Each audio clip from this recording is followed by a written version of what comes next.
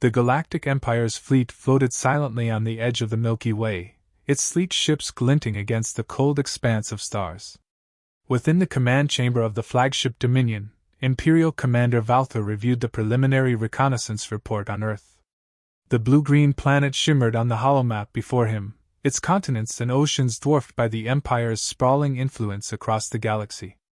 Another primitive world, Valther muttered, his tone tinged with boredom.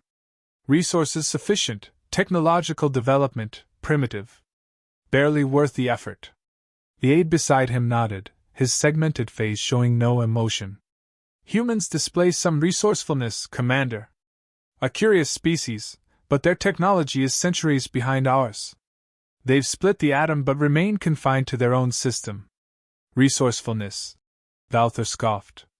It's a trait shared by cornered vermin. No matter, another addition to the Empire. Proceed with the standard protocol.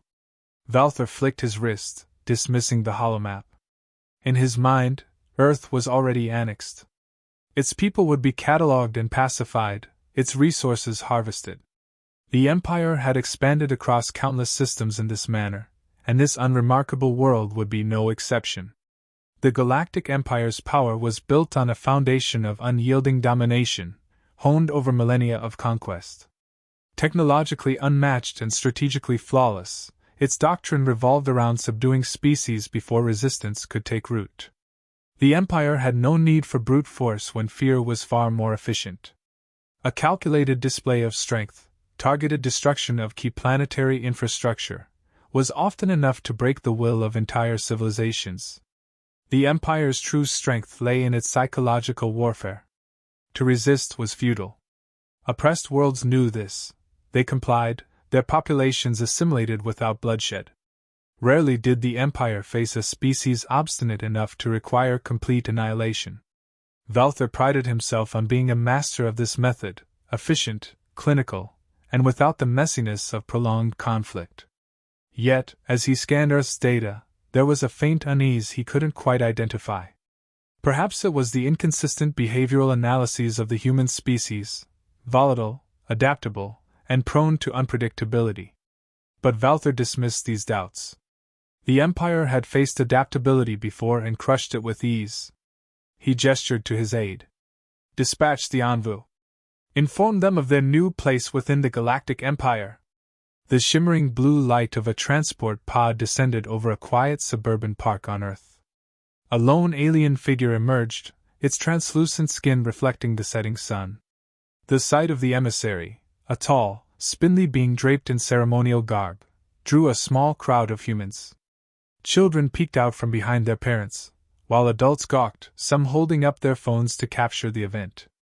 With mechanical precision, the emissary activated a holographic device. A colossal image of the Imperial crest shimmered into view, its alien symbols casting an eerie glow over the gathered crowd. The projection spoke in crisp, automated tones, translated into every human language. People of Earth, your planet is now under the jurisdiction of the Galactic Empire. Surrender your sovereignty, and you will be integrated peacefully. Resistance will result in swift and total annihilation. You have 24 hours to comply. The crowd's reaction was not what the emissary anticipated. Instead of panic or submission, there was confusion, followed by murmurs of disbelief. A few even laughed, dismissing the message as an elaborate hoax. The emissary tilted its head, its glowing eyes narrowing as it analyzed the reactions. Later that evening, as the alien transmitted its observations back to the Empire, it noted an odd pattern. Humanity's initial confusion gave way to something unexpected: preparation. Across major cities, military forces quietly mobilized, leaders convened in emergency meetings, and scientists began poring over their limited data on the alien emissary and its message. Humanity, it seemed, was not panicking. They were calculating. High above Earth, aboard the Dominion, Valther received the emissary's report. The data was unsettling. Despite the ultimatum, there were no signs of planetary capitulation. Satellites were reoriented, energy grids fortified, and rudimentary space defenses activated. Valther frowned as the reports poured in. They're preparing for war? he muttered aloud. Yes, Commander, the aide replied, his tone neutral. This level of defiance is rare, but not unprecedented. Should I ready a show of force? Valther's crimson eyes narrowed. He tapped the control panel, bringing Earth's image back into view. Beneath its tranquil clouds, a storm of resistance was brewing. No need, he said after a moment. Let them bluster. Resistance is nothing more than a delay of the inevitable. Yet deep within, Valther felt a flicker of unease. Earth was not behaving like other worlds. There was no panic, no capitulation. The humans were calm, and for reasons he couldn't yet understand, that unsettled him far more than fear ever could. The ultimatum had barely been broadcast when humanity began to move. In boardrooms, war rooms, and research labs across the globe, an unspoken consensus emerged. This was not a time for division. Nations that had spent decades vying for dominance now worked as one, their ideological differences swept aside in the face of a shared existential threat. For the first time in history, humanity acted as a singular force. A coalition of military leaders, scientists, and engineers convened in an underground command center. The air was heavy with tension, but the resolve in the room was palpable. A veteran general, his uniform adorned with the symbols of long-past wars, addressed the group. They came to take everything, he said, his voice steady. But if they want war, we'll show them humanity's last war. One they won't walk away from. The assembled minds got to work. Leaders ordered the immediate pooling of resources, and classified research projects were declassified overnight. Engineers repurposed satellite networks to monitor the Empire's fleet, while coders worked to decipher alien transmissions. Factories around the globe churned out supplies at an unprecedented rate, retooling to produce everything from ballistic missiles to drones. Humanity was no stranger to war, but this time, it wasn't about politics or territory, it was about survival. The Empire watched from above, confident in its superiority. Its commanders viewed humanity's frantic activity as the desperate flailing of an inferior species. But the reality was far more dangerous. The humans were not panicking, they were innovating. Earth's military response began as a patchwork of outdated technology and unconventional tactics. Fighter jets, long considered obsolete, were retrofitted to carry advanced payloads. Decommissioned submarines were revived and modified with cutting-edge stealth technology. Even museum pieces, tanks and artillery from past centuries, were stripped for parts and integrated into makeshift defenses. The Empire sent an orbital probe to observe these activities, recording detailed scans of Earth's infrastructure. It didn't return. Days later, the wreckage of an Empire frigate drifted past the fleet. Human engineers had hacked the probe, rerouted its programming, and turned it into an improvised explosive device. The destruction of the frigate sent shockwaves through the Empire's ranks. No other species had ever managed to strike back so quickly, much less with their own technology. The humans didn't stop there. They flooded the Empire's communication networks with misinformation, broadcasting decoy signals and falsified troop movements. Imperial ships found themselves chasing phantoms, their once flawless strategies disrupted by relentless digital warfare. The Empire's advanced technology, once its greatest asset, was now a vulnerability. A field commander aboard the Dominion reviewed the growing list of losses with disbelief. "How can primitives outmaneuver us?" he demanded. Valther didn't respond. He stared at the data in silence, the image of the wrecked frigate haunting his thoughts. He had underestimated them. Worse, he realized, he didn't yet understand their full capabilities. In the human war councils, there was no discussion of treaties or terms. Humanity's leaders spoke not of survival, but of total eradication. The tone was grim but resolute. A young scientist, her face lit by the glow of a tactical display, summed up the collective sentiment. "We've learned one thing from history," she said. "Wars don't end with compromise. They end with one side on its knees." There was no dissent. The goal was clear: to ensure that Earth was never threatened again. And to achieve that, the Empire couldn't just be repelled, it had to be destroyed. "You don't fight for peace," the general added, leaning forward in his chair. You fight to win, permanently. The coalition pushed forward with ruthless efficiency. Every weakness in the Empire's arsenal was exploited, every vulnerability amplified. Humanity didn't see itself as outmatched. Instead, it saw the Empire as overconfident and brittle, a monolith that had never faced true resistance. As the final preparations for their counteroffensive were set in motion, one thing became clear: humanity was not merely defending itself. It was preparing to unleash the full weight of its ingenuity and determination on an enemy that had gravely underestimated it. The Empire had come to subjugate, but it would leave knowing fear. The Empire's fleet hung ominously in Earth's orbit, its sheer scale a stark reminder of their dominance. On Valther's command, the assault began with ruthless precision. Targeted strikes rained down on critical infrastructure, power grids, military bases, communication hubs.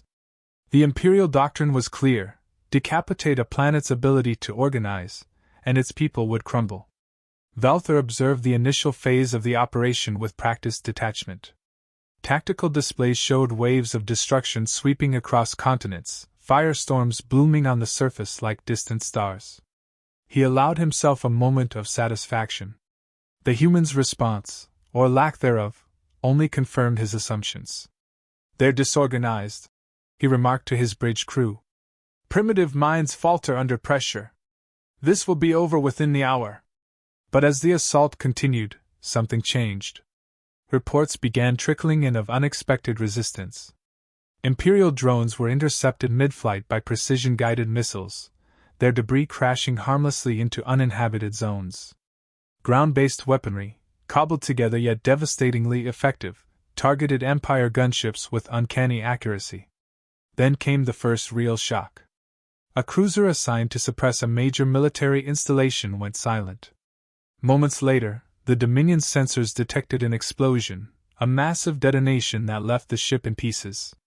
The culprit, a ballistic missile launched from a repurposed civilian transport vehicle. This shouldn't be possible, an officer stammered, his voice betraying a mix of disbelief and fear. Valther narrowed his eyes, saying nothing. He watched as the tactical map shifted, the humans' counterattacks growing in frequency and precision. The simplicity of their weapons should have been their downfall, but instead, it was their strength. The Empire's advanced systems, designed for battles against similarly advanced foes, struggled to adapt to humanity's unorthodox tactics. The counteroffensive began in earnest.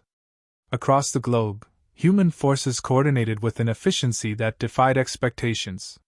Satellites hacked into the Empire's communications network, rerouting their signals and sowing chaos among the fleet. Automated defense systems, once seen as primitive, now targeted alien ships with devastating precision. A swarm of human drones, armed with improvised explosives, overwhelmed a patrol frigate, detonating in unison and reducing it to scrap. On another front, an electromagnetic pulse from a ground-based array disabled a squadron of Empire fighters, sending them plummeting into the ocean.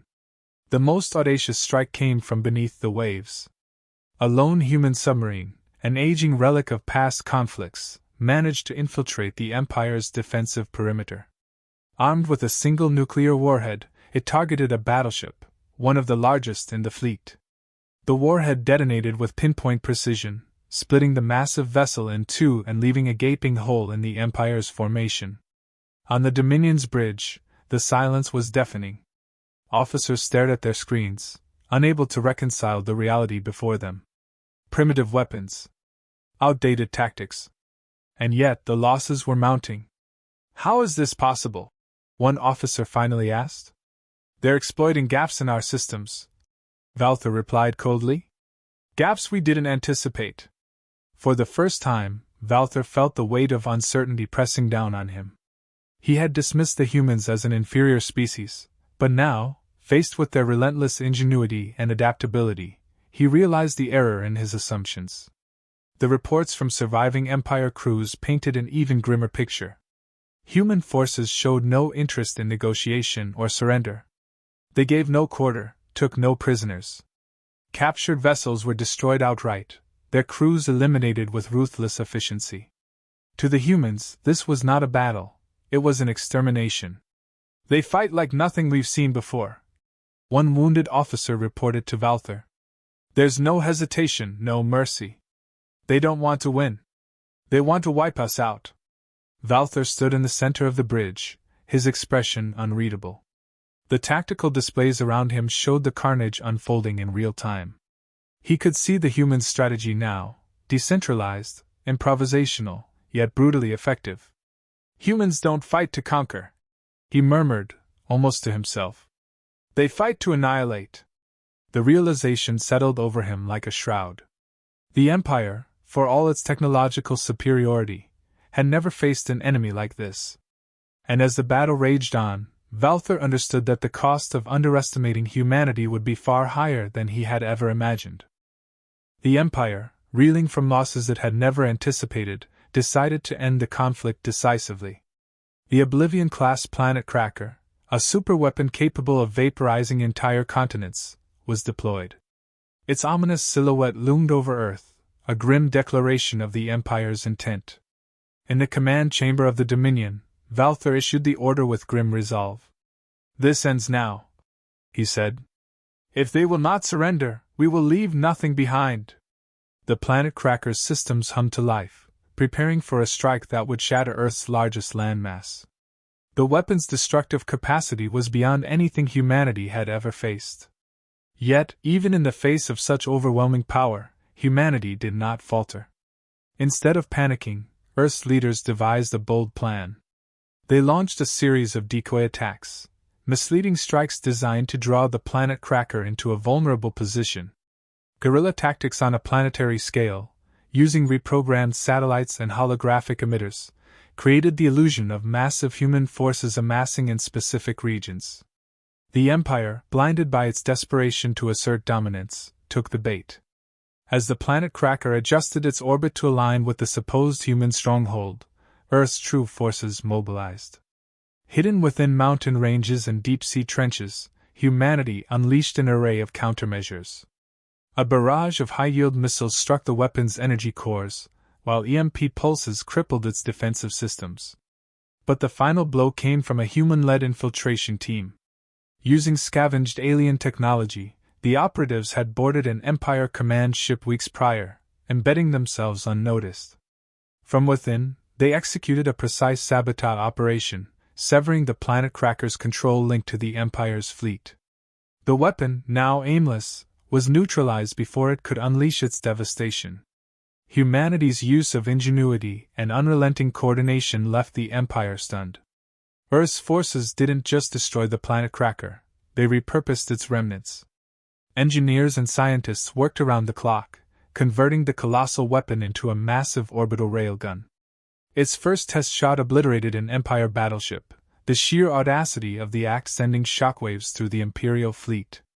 The turning point came with humanity's deployment of an artificial intelligence system known as Aegis. Designed to analyze and predict the Empire's every move, Aegis integrated human intuition with computational precision. Coordinated strikes became faster and more effective, as Earth's forces intercepted Empire maneuvers before they even began. On one critical occasion, Aegis identified a pattern in the Empire's supply routes, predicting the location of a hidden command ship. A team of human operatives, equipped with retrofitted alien tech, infiltrated the vessel. The mission was surgical. They disabled the ship's propulsion systems and detonated its core reactor, leaving no trace behind. The Empire's leaders struggled to comprehend how such a primitive species could operate with this level of precision. Each new encounter with humanity revealed another layer of strategic brilliance. The Empire's technological advantage was no longer a guarantee of victory. It was now a liability, exploited at every turn by Earth's relentless ingenuity. Meanwhile, the psychological toll on the Empire's forces grew. Reports from the battlefield described humans as utterly relentless. Imperial survivors spoke in hushed tones of battles where their forces were decimated without warning or mercy. Even retreat offered no safety. Human drones hunted them down with unerring precision. "They don't fight like us," one captain reported to Valther. "There's no honor, no negotiation. They dismantle us piece by piece, as if their survival is worth more than the galaxy itself. Valther reviewed the latest reports, his usually calm demeanor cracking under the strain. Humanity's defiance had evolved into something far more dangerous. It wasn't just resistance, it was annihilation on their terms. They are not fighting a war, he muttered, almost to himself. They are erasing the idea of an empire. The fear rippling through the fleet was palpable. Each battle revealed new depths to humanity's resolve. They exploited weaknesses with chilling precision, and their creativity in warfare was something no Empire tactician could predict. For Valther, the realization was crushing. Humanity had redefined the rules of war. And the Empire, for the first time in its history, had no counter. The final offensive began with a sight that no Empire strategist had dared to imagine: the once feared planet Cracker, now under human control, leading a fleet of retrofitted Earth ships directly toward the Empire's homeworld. Every human vessel, from salvaged frigates to newly constructed dreadnoughts, bristled with weaponry and determination. This was not a show of force, it was a declaration of intent.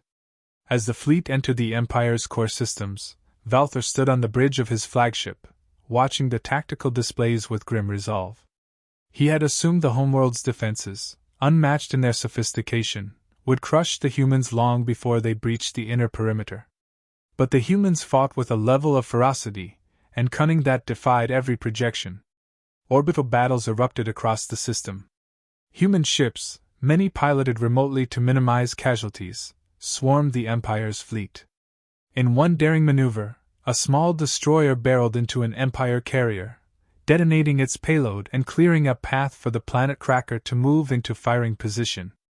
The Empire's defenses, designed to repel rival interstellar powers, were no match for Earth's coordinated assault.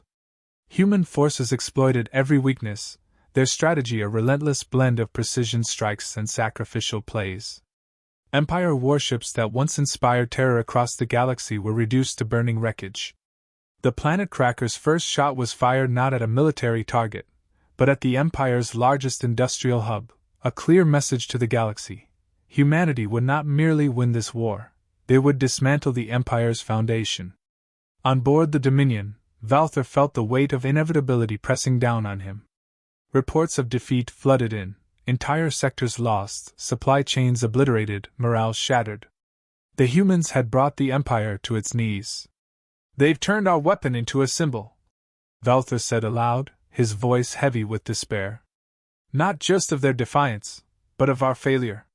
As his flagship came under direct assault, Valther watched the tactical map shrink around him. The once vast empire he had helped command was now a shadow of its former self, its territories falling to chaos. In his final moments, as explosions rocked the Dominion, he whispered the bitter truth to himself. We thought ourselves gods. But humanity reminded us we were mortal. With Valther's flagship destroyed, the remnants of the Empire's leadership convened to issue their surrender. Across the galaxy, the news spread like wildfire. The Galactic Empire, which had stood unchallenged for millennia, had fallen to a single species from a small blue planet. The aftermath was a galaxy forever changed. Humanity, triumphant and unyielding, broadcast a message across every known star system. Earth does not bow. Remember that. The ripple effects were immediate. On countless worlds, oppressed species rose in rebellion, inspired by humanity's example. The Empire's collapse ignited a wave of liberation movements, dismantling the old order and leaving a power vacuum that reshaped interstellar politics. Back on Earth, humanity did not celebrate its victory with parades or monuments. The scars of the war ran too deep, and the cost had been too high. But there was a quiet pride in what had been achieved, not just survival, but a definitive statement to the galaxy. The final lesson was clear, etched into the annals of history. Humanity did not merely fight wars. They ended them.